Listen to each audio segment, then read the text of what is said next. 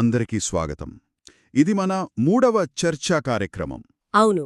ఈరోజు మనం శ్లోక్ చౌహాన్ అందించిన సమాచారం ఆధారంగా ఒక ముఖ్యమైన విషయం గురించి, అంటే మన చుట్టూ మార్పు తీసుకురావడం గురించి లోతుగా మాట్లాడుకుందాం. అవును, ముఖ్యంగా చేంజ్ మేకింగ్ ప్రాజెక్ట్ గురించి. అంటే సమాజంలో మార్పు తేవాలన్న లక్ష్యంతో చేసే ప్రాజెక్టులన్నమాట. శ్లోక్ చౌహాన్ గారు చెప్పినట్టు మార్పు అంటే ఎప్పుడూ పెద్ద పెద్ద సంస్థలు, ప్రభుత్వాలు చేయాల్సిన పనే కాదు గదా. అస్సలు కాదు. ఒక సమస్యను గమనించి, దాని గురించి ఆలోచించి, ఏదో ఒకటి చెయ్యాలి అని నిర్ణయించుకున్న మనలాంటి వాళ్లతోనే మొదలవుతుంది. అంటే ఆలోచనను నిజం చేయడమే చేంజ్ మేకింగ్. సరిగ్గా చెప్పారు. ఎంత చిన్నగా మొదలుపెట్టినా సరే, ఇది ఊరికే ఏదో పనిచేయడం కాదు. ఒక పద్ధతి ప్రకారం సమస్యను అర్థం చేసుకోవడం, పరిష్కారం కనుక్కోవడం, ఆ తర్వాత అది ఎంతవరకు పనిచేసిందో చూడటం, ఇదంతా ఒక ప్రయాణమన్నమాట. ఓకే, మరి ఈ ప్రయాణంలో మొదటి అడుగు ఏంటి? అసలు ఏ ప్రాజెక్ట్ చేయాలో ఎలా తెలుసుకోవాలి? అదే కీలకం. సరైన ప్రాజెక్ట్ను ఎంచుకోవడమే పునాది. శ్లోక్ చౌహాన్ కొన్ని విషయాలు చెప్పారు. అవేంటవి? ఒకటి, మన చుట్టూ చూడటం. మన స్కూల్లో, కాలనీలో, ఊర్లో చాలామంది ఇబ్బంది పడుతున్న సమస్య ఏమైనా ఉందా?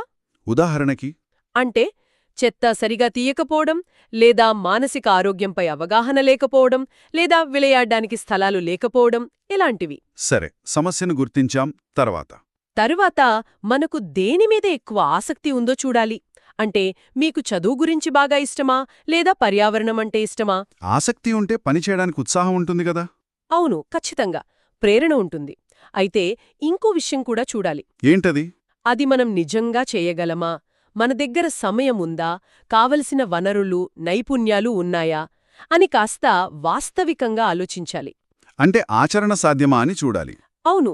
అలాగే ఆ సమస్య నిజంగా జనాలకు ఉపయోగపడేది అయితే వాళ్లనుంచి కూడా సపోర్ట్ వస్తుంది. ఇంకో చిన్న విషయం చెప్పండి. మనం పూర్తిగా కొత్తగా ఏదో కనిపెట్టక్కర్లేదు. ఆల్రెడీ ఉన్నవాటికి చిన్న మార్పులు చేసినా అది కూడా కొత్తదనమే.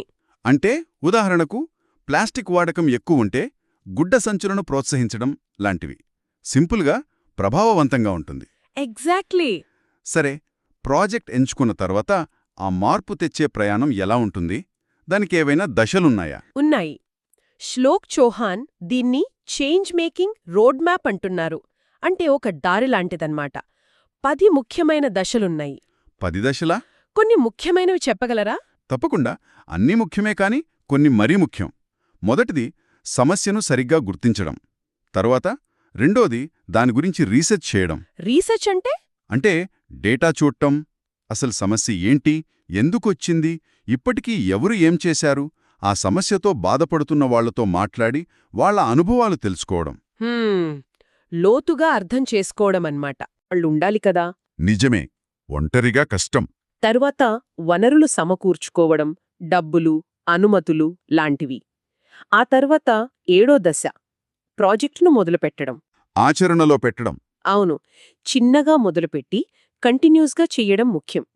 తరువాత మనం చేసే పని ఎలా నడుస్తుందో చూసుకోవడం, అంటే మానిటర్ చేయడం. అంటే ట్రాక్లో ఉన్నామా లేదా అని. కరెక్ట్. 9వది మనం చేసిన పని వల్ల ఎంత ప్రభావమొచ్చిందో కొలవడం. చివరిగా చిన్న విజయాన్నైనా సెలబ్రేట్ చేసుకోవడం, మన కథని పంచుకోవడం. ఓహ్, 10 దశలు వినడానికి బాగుంది. మరి ఈ ప్రయాణంలో అంతా సవ్యంగా జరగడానికి, కొంచెం ఆర్గనైజ్డ్గా ఉండటానికి ఏమైనా టూల్స్ లాంటివి ఉన్నాయా? ఉన్నాయి. శ్లోక్ చౌహాన్ కొన్ని సింపుల్ టూల్స్ చెప్పారు, చాలా పవర్ఫుల్ కూడా. చెప్పండి, వినాలనుంది. ఒకటి, ప్రాబ్లం ట్రీ అనాలిసిస్. అంటే సమస్య వృక్ష విశ్లేషణ. అదెలా ఉంటుంది? ఊహించుకోండి, సమస్య ఒక చెట్టు మొదలు లాంటిది. దానికి కారణాలన్నీ వేర్లు, దానివల్ల వచ్చే ప్రభావాలన్నీ కొమ్మలు. ఇలా గీసుకుంటే అసలు సమస్య మూలం ఎక్కడుందో స్పష్టంగా తెలుస్తుంది. వావ్, విజువల్గా బావుంది. సమస్యను అర్థం చేసుకోవడానికి హెల్ప్ అవుతుంది. ఇంకా ఇంకోటి స్వాట్ విశ్లేషణ. ఇది మన ప్రాజెక్ట్ ఆలోచనను టెస్ట్ చేయడానికి. స్వాట్ అంటే? ఎస్ అంటే స్ట్రెంగ్త్స్, బలాలు. డబ్ల్యూ అంటే వీక్నెసెస్, బలహీనతలు. ఓ అంటే ఆపర్చునిటీస్, అవకాశాలు. టీ అంటే థ్రెడ్స్, ముప్పులు. మన ప్రాజెక్టుకున్న బలాలు, బలహీనతలు ఏంటి, బయట ఎలాంటి అవకాశాలున్నాయి, ఎలాంటి ఆటంకాలు రావొచ్చు, ఇవన్నీ ఆలోచించడం అన్నమాట. ఓకే, ఇది ప్లానింగ్కు ఉపయోగపడుతుంది. అవును. అలాగే యాక్షన్ ప్లాన్ టెంప్లేట్ అంటే ఏ పని ఎవరు ఎప్పుడు ఎలా చేయాలి అని ఒక టేబుల్లాగా వేసుకోవడం. తర్వాత ఇంపాక్ట్ చెక్లిస్ట్ అంటే మన పని వల్ల అనుకున్న లక్ష్యాలు నెరవేరాయా లేదా అని టిక్ చేసుకోవడం. ఫీడ్బ్యాక్ గురించి కూడా చెప్పారు కదా. అవును, ఫీడ్బ్యాక్ ఫార్ములు లేదా సర్వేలు. ప్రాజెక్ట్ వల్ల లబ్ధి పొందిన వాళ్లను అడగటం, వాళ్లకేమనిపించింది, ఇంకా ఏం చేస్తే బాగుంటుంది అని. హ్మ్, ఇవన్నీ చాలా ప్రాక్టికల్గా ఉన్నాయి. ఇంకొకటి ఇంపాక్ట్ లాగ్ అంటే మనం సాధించిన చిన్న చిన్న మైలురాళ్లను రాసి పెట్టుకోవడం. ఉదాహరణకు 50 మందికి ట్రైనింగ్ ఇచ్చాం లేదా 200 కిలోల చెత్త సేకరించాం అని. ఇవి మన ప్రోగ్రెస్కి ప్రూఫ్ లాగా ఉంటాయి. సరే, ఈ టూల్స్ అన్నీ ప్లానింగ్కు, పనిని ఆర్గనైజ్ చేసుకోవడానికి బాగా ఉపయోగపడతాయి.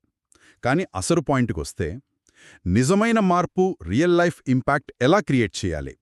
కేవలం ఏదో చేశామనిపించుకోవడం కాదు కదా. చాలా మంచి ప్రశ్న అడిగారు. శ్లోక్ చౌహాన్ దీని గురించి కొన్ని ముఖ్యమైన విషయాలు చెప్పారు. మొదటిది, చిన్నగా మొదలుపెట్టి పెద్దగా ఆలోచించాలి. అంటే 20 మందికి నిజంగా ఉపయోగపడేలా సహాయం చేయడం ముఖ్యం. 2000 మందికి చేస్తామని చెప్పి ఫెయిల్ అవ్వడం కన్నా ఇది బెటర్ కదా. నిజమే. రెండోది, స్టేక్ హోల్డర్స్ను కలుపుకపోవడం. అంటే మన ప్రాజెక్ట్తో సంబంధమున్న వాళ్ళు, parents, teachers, volunteers, local leaders అందర్నీ ఇన్వాల్వ్ చెయ్యాలి. ఎంతెక్కువ మంది కలిస్తే అంత బలం. కరెక్ట్, ఎక్కువ మందికి రీచ్ అవ్వొచ్చు. మూడోది, నిలకడ. నిలకడ అంటే ఏదో ఒక్కసారి చేసేసి వదిలేయడం కాదు. ఉదాహరణకు, ఒక్కసారి క్లీనింగ్ డ్రైవ్ చేస్తే చెత్త సమస్య పోదు కదా. దానికి కంటిన్యూస్గా ఏదో ఒకటి చేస్తూ ఉండాలి. సిస్టమ్ మార్చడానికి ప్రయత్నించాలి. అర్థమైంది. ఇంకేమైనా? మన పని గురించి, దానివల్ల వచ్చిన మార్పు గురించి కథలు చెప్పడం. Story telling. సోషల్ మీడియాలోనో పోస్టర్ల ద్వారానూ చెప్పొచ్చు. కథలు ఇతరులను ఇన్స్పైర్ చేస్తాయి. చివరిగా చాలా ముఖ్యమైనది, ఇతరులను శక్తివంతం చేయడం. అంటే మనం ఎప్పుడూ వాళ్ల వెనుక ఉండి నడిపించక్కర్లేకుండా వాళ్లే బాధ్యత తీసుకునేలా చేయడం. అదే అసలైన సక్సెస్. వావ్, ఇవన్నీ నిజంగా ఆలోచించాల్సిన విషయాలు. మరి మనం చేస్తున్న ఈ ప్రయత్నాల వల్ల నిజంగా మార్పు వస్తోందా లేదా అని ఎలా తెలుసుకోవాలి? ఈ ప్రభావాన్ని కొలవడం ఎందుకంత ముఖ్యం? ఎందుకంటే కొలిస్తేనే కదా మనం సరైన దారిలో వెళ్తున్నామో లేదో తెలిసేది. లేకపోతే గాలిలో దీపం పెట్టినట్టే. అవును, మరి ఎలా కొలవాలి? 2 రకాలుగా కొలవొచ్చు. ఒకటి, క్వాంటిటేటివ్ డేటా అంటే నంబర్స్. ఎంతమందికి ఉపయోగపడింది, ఎన్ని మొక్కలు నాటాం, ఎంత ప్లాస్టిక్ తగ్గించాం, ఇలాంటివి. Okay, numbers. రెండోది, క్వాలిటేటివ్ డేటా అంటే గుణాత్మక సమాచారం. ప్రజల అనుభవాలు, వాళ్ల కథలు, వాళ్ల ఆలోచనల్లో, ప్రవర్తనలో వచ్చిన మార్పులు, టెస్టిమోనియల్స్ లాంటివి. అంటే ఫీలింగ్స్, ఎక్స్పీరియన్సెస్ అన్నమాట. అవును. ఇంకో సింపుల్ టెక్నిక్ ఏంటంటే, ప్రాజెక్ట్ మొదలుపెట్టక ముందు పరిస్థితి ఎలా ఉందో రికార్డ్ చేయడం, ఫోటోలు, వివరాలు, ప్రాజెక్ట్ తర్వాత ఎలా మారిందో పోల్చి చూడటం. బిఫోర్ ఆఫ్టర్ లాగా. అంతే. అలాగే మనం లేకపోయినా ఆ ప్రాజెక్ట్ నడుస్తుందా, అది సస్టైనబుల్గా ఉందా అని కూడా చెక్ చేసుకోవాలి. ఇదంతా బావుంది. అయితే ఈ చేంజ్ మేకింగ్ అనేది ఒక నిరంతర ప్రయాణం అన్నారు. అంటే ఇది ఎప్పటికీ అయిపోదా? దీన్ని ఎలా కొనసాగించాలి? ఇది కూడా చాలా ముఖ్యమైన ప్రశ్న. ఈ ప్రయాణం నిజంగా ఆగదు. ఎందుకంటే ఎప్పుడూ నేర్చుకోవడానికి, మెరుగుపరుచుకోవడానికి అవకాశం ఉంటుంది. మరి ఏం చెయ్యాలి? రెగ్యులర్గా ఫీడ్బ్యాక్ అడుగుతూ ఉండాలి. జనాలు చెప్పేదాన్ని బట్టి మన ప్లాన్లో మార్పులు చేసుకోవాలి. మొహమాట పడకూడదు. ఓకే. ఇంకా వేరే గ్రూప్స్తో, వ్యక్తులతో కలిసి పనిచేయడానికి ప్రయత్నించాలి. కొలాబరేట్ అవ్వాలి. అప్పుడు మన పని ఇంకా ఎక్కువ మందికి చేరుతుంది. పార్ట్నర్షిప్స్ లాగా. అవును. మన ప్రయాణాన్ని డాక్యుమెంట్ చేసుకోవడం కూడా ముఖ్యం. ఫోటోలు, వీడియోలు, నోట్సు ఇవన్నీ తర్వాత మనకే ఉపయోగపడతాయి. మనం ఏం నేర్చుకున్నామో తెలుస్తుంది. ఫెయిల్యూర్స్ వస్తాయి. వాటిని పాఠాలుగా తీసుకోవాలి. ఎందుకు ఫెయిలయ్యాం, ఏం మార్చుకోవాలి అని ఆలోచించాలి. ప్రతి అనుభవం విలువైందే. నిజమే.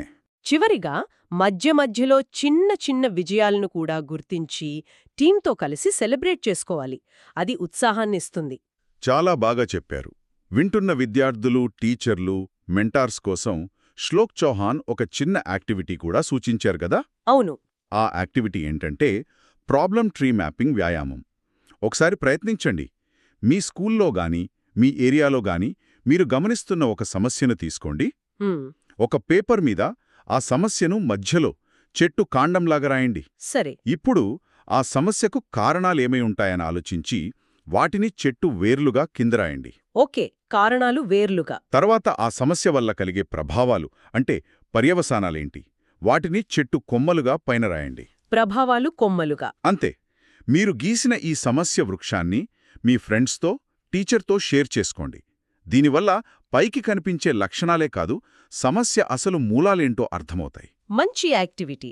తప్పకుండా ప్రయత్నించాలి. కాబట్టి ఇదంతా విన్న తర్వాత మనకేమర్థమవుతోంది? ఒక చేంజ్ మేకింగ్ ప్రాజెక్ట్ అంటే కేవలం ఒక సమస్యను తీర్చడమే కాదు, ఖచ్చితంగా. అంతకంటే ఎక్కువ. ఇది మనల్ని లీడర్లుగా మారుస్తోంది, కలిసి పనిచేయడం నేర్పుతుంది, ప్రజలను ఇన్స్పైర్ చేస్తోంది, వాళ్ళ ఆలోచనను మారుస్తోంది. ముఖ్యంగా ఒక చిన్న వ్యక్తి లేదా ఒక చిన్న టీం కూడా సమాజంలో పెద్ద మార్పు తీసుకురాగలదని నిరూపిస్తుంది. గుర్తుంచుకోవాల్సిన ముఖ్యమైన విషయాలేంటి?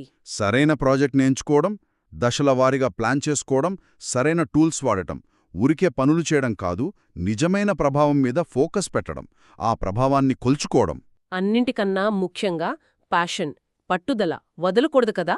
అవును, మార్పొక్క రోజులో రాదు, నెమ్మదిగా వస్తుంది. కానీ మనం వేసే ప్రతి సరైన అడుగు ఖచ్చితంగా మనల్ని, మన సమాజాన్ని ఒక మంచి భవిష్యత్తు వైపు నడిపిస్తుంది. మరి మనం ఏ మార్పును నిర్మించడం ఈ రోజు నుంచే ప్రారంభించాలి అనే ఆలోచనతో ఈనాటి మన చర్చను ముగిద్దాం.